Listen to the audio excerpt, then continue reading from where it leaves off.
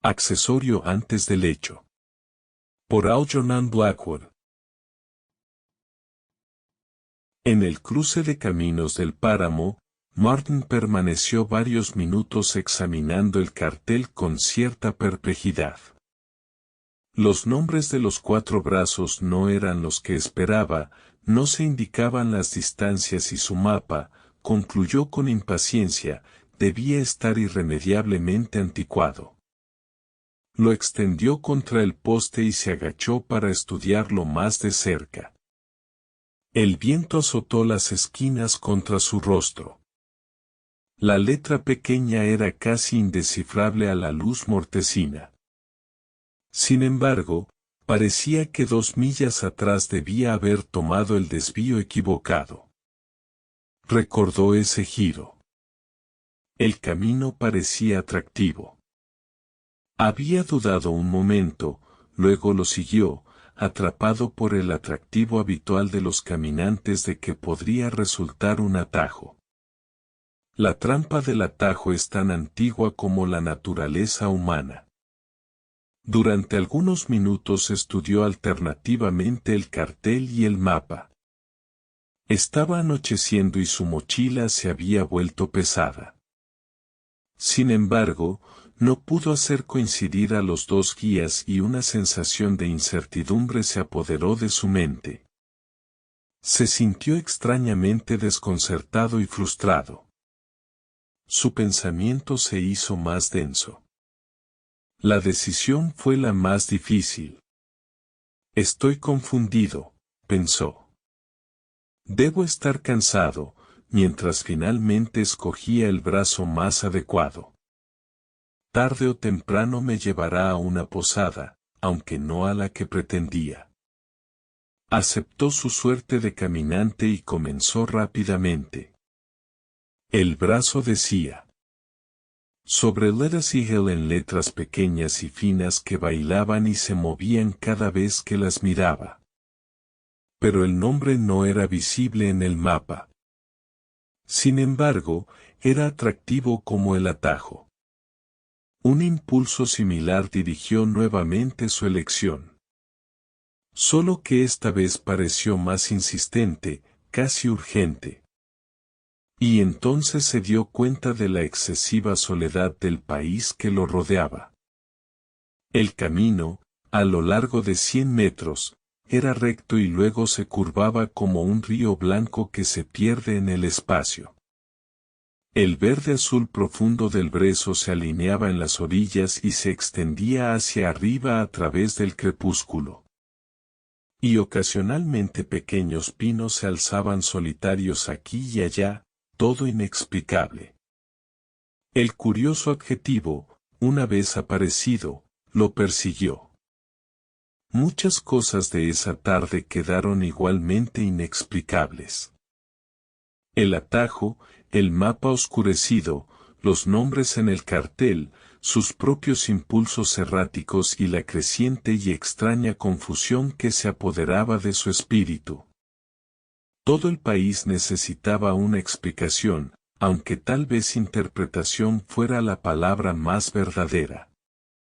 Esos pequeños árboles solitarios se lo habían hecho ver. ¿Por qué se había perdido tan fácilmente? ¿Por qué sufrió vagas impresiones que influyeron en su dirección?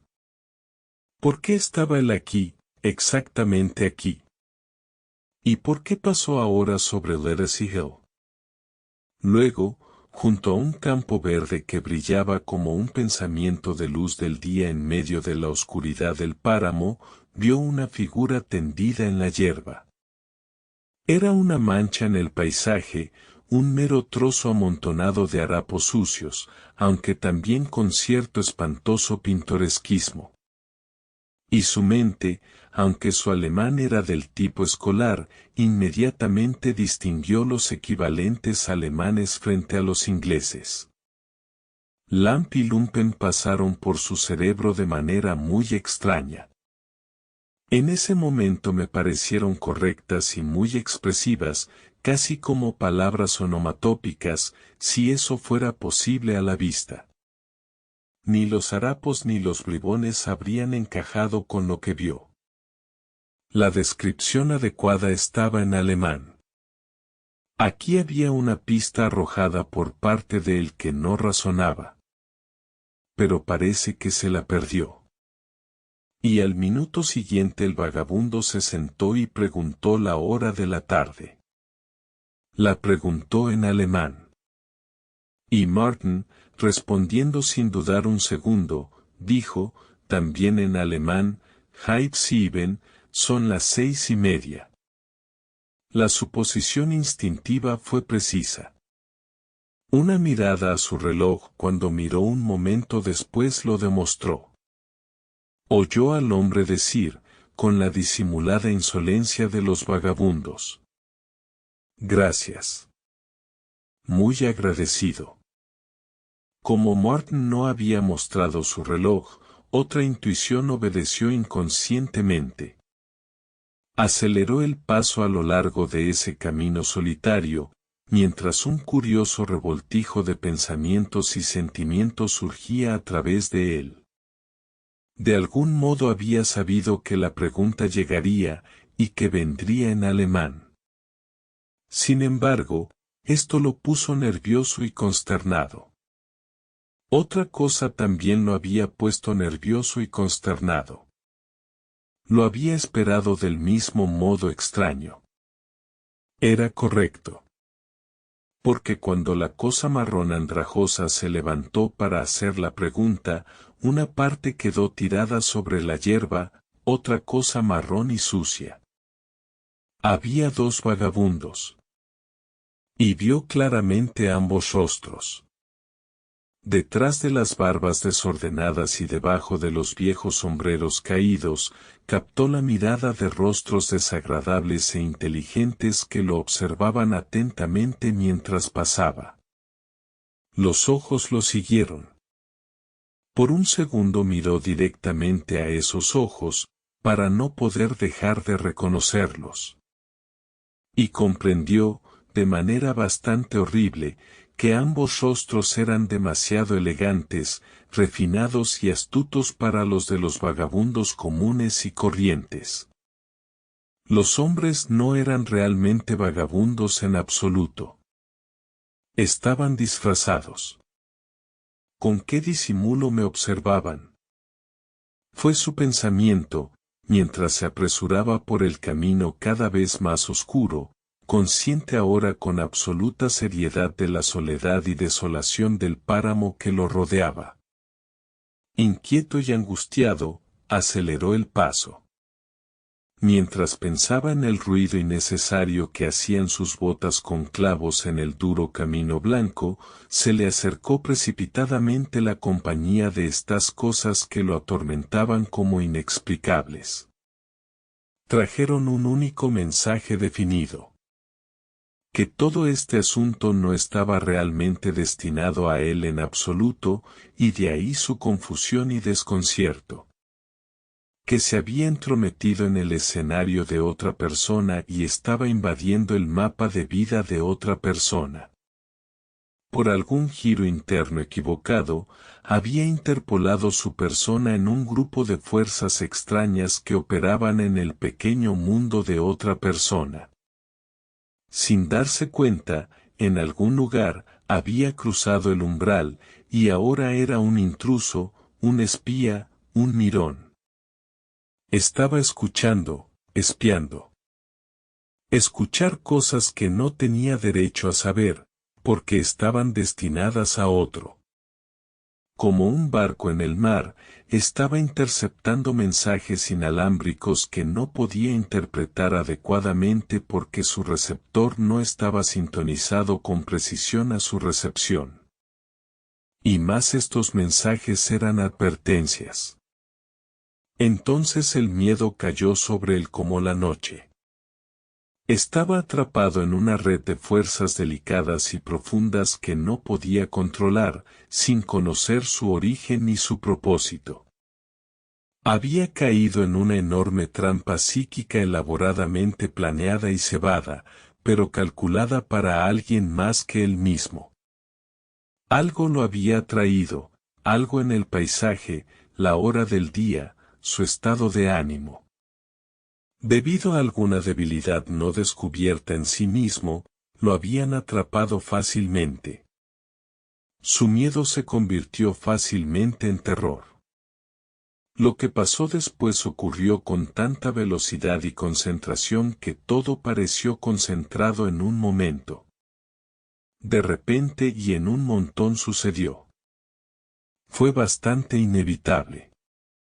Por el camino blanco salió a su encuentro un hombre, tambaleándose de un lado a otro, borracho, fingiéndose evidentemente un vagabundo. Y mientras Martin le hacía espacio para pasar, la bandada cambió en un segundo para atacar, y el tipo estaba sobre él.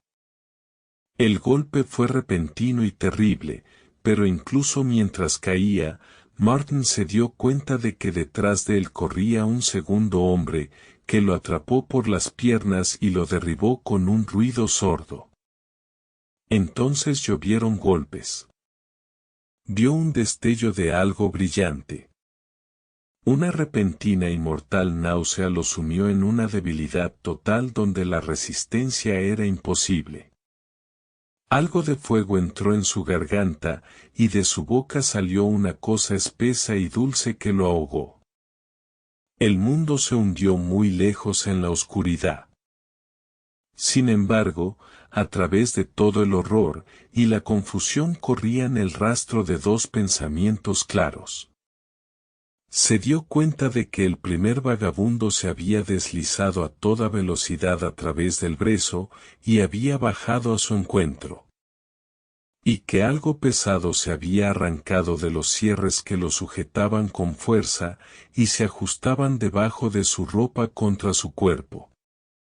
Entonces, abruptamente, la oscuridad se disipó, desapareció por completo. Se encontró mirando el mapa contra el cartel. El viento golpeaba las comisuras de sus mejillas, y él estaba estudiando nombres que ahora veía con bastante claridad. En los brazos del cartel de arriba estaban los que esperaba encontrar, y el mapa los registró con bastante fidelidad. Todo volvió a ser exacto y como debería ser. Leyó el nombre del pueblo que había querido encontrar, que era claramente visible en la oscuridad, a 2 millas de la distancia indicada. Desconcertado, conmocionado, incapaz de pensar en nada, se metió el mapa en el bolsillo desdoblado, y se apresuró hacia adelante como un hombre que acaba de despertar de un sueño espantoso, que había comprimido en un solo segundo toda la miseria detallada de una pesadilla prolongada y opresiva. Emprendió un trote constante que pronto se convirtió en carrera. El sudor brotaba de él. Sentía las piernas débiles, y le costaba controlar la respiración. Solo era consciente del deseo abrumador de alejarse, lo más rápido posible del cartel situado en el cruce de caminos, donde le había aparecido la espantosa visión. Porque Martin, contando las vacaciones, nunca había soñado con ningún mundo de posibilidades psíquicas. Todo fue una tortura. Fue peor que un balance cosido de los libros que alguna conspiración de empleados y directores demostró a su inocente puerta. Corría como si el campo le pisara los talones. Y siempre lo acompañó la increíble convicción de que nada de esto estaba realmente destinado a él. Había oído los secretos de otro. Había tomado la advertencia por otra en sí mismo y así alteró su dirección. De este modo había impedido su correcta entrega. Todo eso lo sorprendió más allá de las palabras. Dislocó la maquinaria de su alma justa y exacta. La advertencia estaba destinada a otra persona, que ahora no podía recibirla. El esfuerzo físico, sin embargo, le produjo finalmente una reacción más cómoda y cierta compostura. con las luces a la vista, redujo la velocidad y entró al pueblo a un ritmo razonable. Se llegó a la posada, la inspeccionó, y alquiló un dormitorio, y se ordenó la cena con el sólido confort de un gran vas para satisfacer una sed impía, y completar el restablecimiento del equilibrio. Las sensaciones inusuales desaparecieron en gran medida, y la extraña sensación de que algo en su mundo simple y saludable requería explicación ya no estaba presente. Todavía con una vaga inquietud a su alrededor, aunque el miedo real había desaparecido por completo, entró en el bar para fumar una pipa después de cenar y charlar con los nativos, ya que su placer era un día festivo. Y entonces vio a dos hombres apoyados en el mostrador del extremo opuesto, de espaldas a él. Vio sus caras al instante en el cristal, y la pipa casi se le resbaló entre los dientes. Rostros bien afeitados, elegantes e inteligentes, y captó una o dos palabras mientras hablaban y mientras bebían. Palabras en alemán. Estaban bien vestidos, ambos hombres, sin nada en ellos que llamara especial atención. Podrían haber sido dos turistas de vacaciones, que se parecían a él con pantalones de tweed y botas de montaña. Y en ese momento pagaron sus bebidas, y salieron. Nunca los vio cara a cara. Pero el sudor volvió a brotar por todo su cuerpo, una ráfaga febril de calor y hielo juntos, recorrió su cuerpo. Sin lugar a dudas, reconoció a los dos vagabundos, esta vez no disfrazados. Todavía no disfrazados. Permaneció inmóvil en su rincón, chupando violentamente una pipa apagada, presa impotente del regreso de aquel primer terror vil. Volvió a comprender con absoluta claridad de la certeza que aquellos hombres no tenían que tratar consigo mismo, y además, que él no tenía ningún derecho en el mundo a interferir. No tenía ninguna legitimación activa en absoluto. Sería inmoral. Incluso si llegara la oportunidad. Y sentía que la oportunidad llegaría. Había sido un espía, y había llegado a información privada de tipo secreto que no tenía derecho a utilizar, aunque pudiera llegar algo bueno incluso para salvar una vida. Se sentó en su rincón, aterrorizado, y en silencio, esperando lo que sucedería a continuación. Pero la noche llegó sin explicación. No pasó nada. Durmió profundamente. No había ningún otro huésped en la posada excepto un hombre mayor, aparentemente un turista como él. Llevaba gafas con montura dorada y, por la mañana, Martin lo escuchó preguntarle al propietario qué dirección debía tomar hacia Legacy Hill. Entonces sus dientes empezaron a castañear, y una debilidad le invadió las rodillas. En el cruce gire a la izquierda, interrumpió Martin antes de que el propietario pudiera responder. Verás el cartel como a 2 millas de aquí, y después son cuestión de 4 millas más. Como diablos lo sabía, pasó horriblemente a través de mí. Yo mismo voy por ese camino, dije yo a continuación. Iré contigo un rato si no te importa. Las palabras salieron impulsivamente, y sin pensar. Por propia voluntad vinieron. Porque mi propia dirección era exactamente opuesta. No quería que el hombre fuera solo.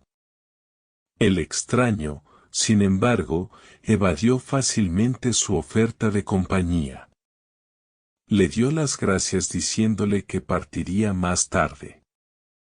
Estaban los tres junto al abrevadero, delante de la posada, cuando en ese mismo momento un vagabundo, que caminaba encorvado por el camino, miró hacia arriba y preguntó la hora del día.